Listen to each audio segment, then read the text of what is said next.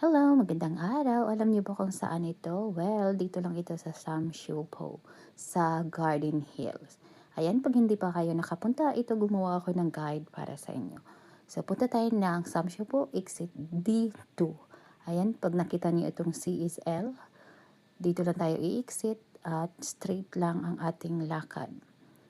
Ayan, CSL at straight lang nalakarin natin hanggang makadating tayo doon sa building na yan. Continue lang natin yung ating lakad. Ayan, medyo malayo-layo. Kung sa picture, malapit tingnan, pero medyo ilang minute din ang lakad ninyo. After makarating kayo dito, tatawid tayo. Ayan, tawid at tawid uli. Dahil puntahan natin yung puting building sa kabila. Ayan. Medyo malayo-layo ang ating tatawiran, yung stoplight. Yan, doon tayo pupunta. Let's cross the road. Malayo yung tawiran. Kaya, let's go dahil green light na. Ayan. After tayo makatawid, right side tayo. Ayan, tuloy-tuloy lang hanggang may likuan dito. Ayan, liko tayo dito. Left.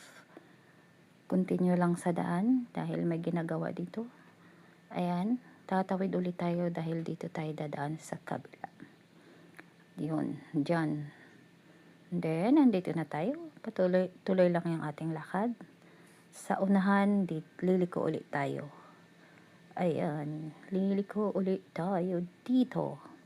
At ito na yung start ng trail. Napakamadaling akyatin lang to. Pero mataas ang hagdan, promise. Ayan, dito na sa taas. Andito na tayo, finally. Natuloy na rin yung plano kong pumunta dito. Ayan, dito na yung start ng hagdan. Ayun. Very, lang, sa pag-akyat dito, mga 15 minutes. Depende sa, lakas ninyong umakyat ng hagdan. Char.